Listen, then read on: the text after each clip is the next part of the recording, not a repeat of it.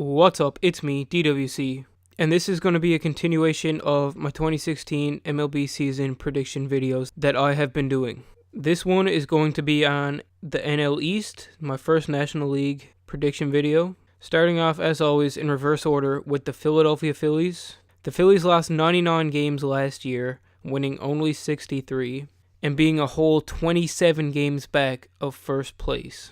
And unfortunately for the Phillies, I don't see this year going much different than that. They haven't really made any impact moves, and the roster is pretty much similar to what it was last year, so I feel like they're probably going to repeat what they did last year and have a very difficult year. They have a weak rotation, with Jeremy Hellickson leading the way, followed by Charlie Morton, Aaron Nola, Vince Velasquez, and Brett Oberholzer, and a couple other pitchers that I have never heard of. Look up their depth chart if you wish. Tell me if you know who they are, because I don't. Their lineup also is not that great. The one bright spot in their lineup really is Maikel Franco, who's leading the whole MLB in spring training home runs. Following him, they have Odubel Herrera, who looks like a promising young player. Then they got Freddie Galvis, who's more of a slick fielder than he is a hitter, but he can hit for some contact and has decent speed. Then they got Peter Borges, Cody Ashe, Ryan Howard, and Darren Ruff. Like I said, not looking the best for the Phillies this year. Their bullpen is also weak, with David Hernandez closing out their games, Garcia, Gomez, and again a bunch of relief pitchers that I haven't heard of. So it's just looking better and better for the Phillies this year. Notable additions for the Phillies, they brought in Peter Borges, Jeremy Hellickson, and Charlie Morton. On to a team that is slightly more promising this year, but not very much. The Atlanta Braves. The roster is not looking that strong to start the year.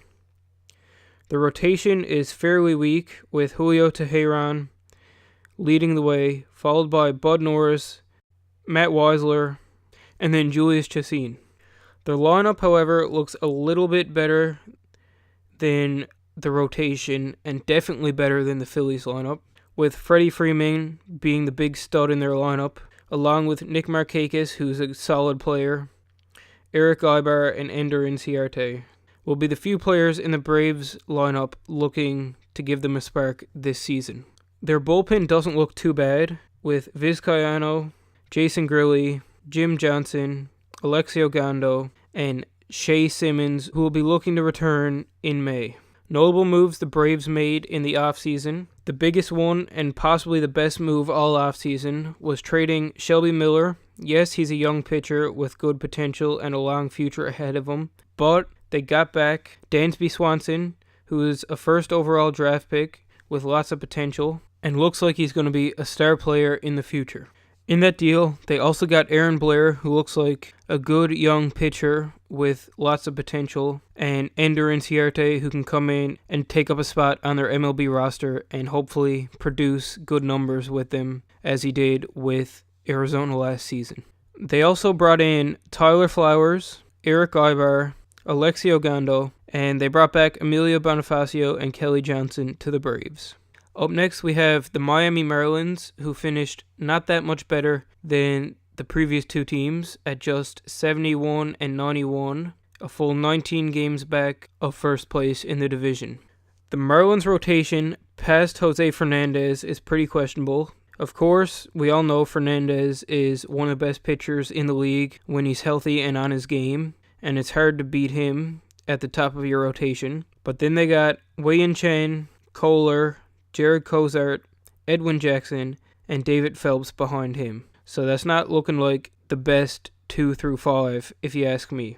The Marlins do, however, have a pretty solid lineup, with D. Gordon leading it off with a lot of contact and speed. Of course, they have the home run monster with crazy amounts of power in Giancarlo Stanton. Then they have Justin Bour, Christian Yelich, and Marcell Ozuna, who has a lot of power and will look to bring some backup to Bour and Stanton this season. Their bullpen is the weakest part. The Marlins bullpen is the weakest part of their team going into the 2016 season. The reason I say this is looking on their depth charts, they only have 6 players in the bullpen, and one of them is Carter Capps, who's out for the year with Tommy John. So the 5 players that they have in their bullpen are Ramos closing out games, Morris, Dunn, Hand, and Lazo. So that bullpen is not looking too strong. Notable additions for the Marlins. The Marlins didn't do too much this offseason. They did bring in Wei-Yin Chen, David Phelps, Edwin Jackson, and Chris Johnson. Up next, we have the underperforming Washington Nationals at 83-79, 7 games back of first place. The Nationals have a very solid lineup with NL MVP Bryce Harper leading the way, who had an unbelievable season last year, and you can only assume that he'll slip back a tiny bit, but I predict that he's going to have another really strong year this year. Behind him, you have Anthony Rendon, Daniel Murphy, who's a new addition to the team, Ryan Zimmerman, Ben Revere coming over in the Drew Storen trade, Jason Worth, and their catcher Ramos. The Nationals also have a very strong rotation, with Scherzer, who pitched amazing last year, earning, I believe it was 2 no-hitters, and I think he finished his season on a no-hitter, or one of his final games was a no-hitter. Don't quote me on that because I'm not too positive, but I'm pretty sure he had 2 no-hitters in there, which is absolutely crazy. Behind him, you got Steven Strasburg, who is ridiculous to have as a number 2 starter. Then you got Gio Gonzalez, Tanner Roark, and Joe Ross, who had a good year last year. The Nationals have a decent bullpen. They brought in a good few pieces this offseason in the pen in Sean Kelly, Oliver Perez, Yasmiro Petit, and returning they have Papelbon and Blake Trinan. Notable moves for the Nationals.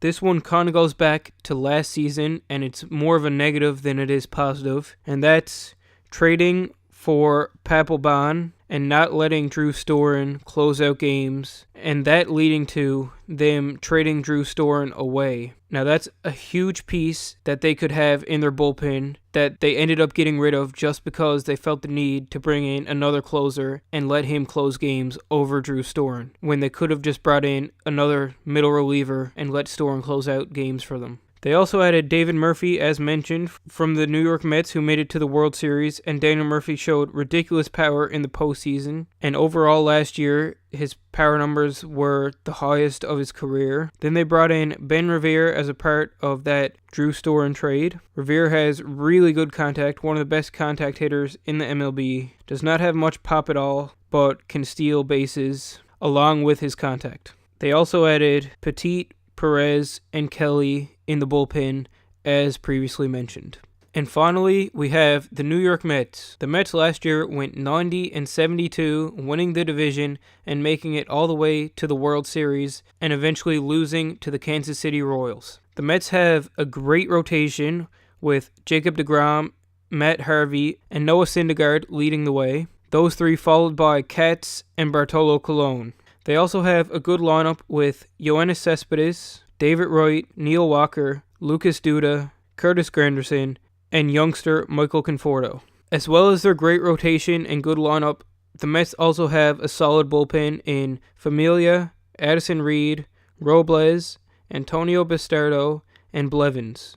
Notable moves for the Mets: they lost Daniel Murphy to free agency. However, they brought in Neil Walker and gave up John Neese, who's expendable to the team anyways with the great pitching that they have. They also added Alejandro De Aza, Antonio Bastardo, and Asdrubal Cabrera, who they overpaid for and didn't have that much better of a year than Wilmer Flores, who they already had. So that's kind of a negative move. But overall, the Mets have a great team still. I expect them to make the playoffs again this year and contend again this year with the team that they have on paper. So my predictions overall for the NL East, I have the Mets winning the division again, probably winning 90 games again this season, if not more. Then I have the Nationals finishing second again. However, I have the Nationals winning a lot more games than they did last season, as last year they only won 83.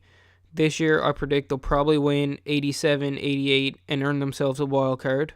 Then we have the Miami Marlins.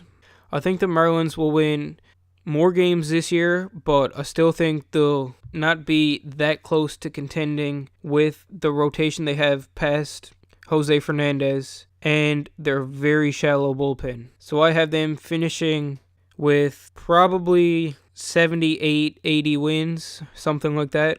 Then we have the Atlanta Braves, who look like they're going to have a really tough year. I have them finishing about the same as they did last year with 95 losses. And then we have the Philadelphia Phillies, last place in the division, 99 losses last year.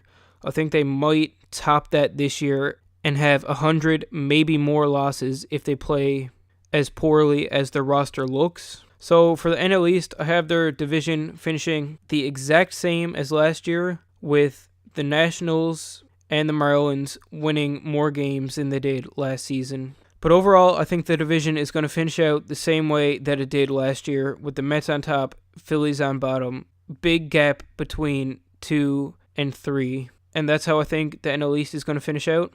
Comment below your predictions for the NL East. And that'll be it for this video. I'll see you next time.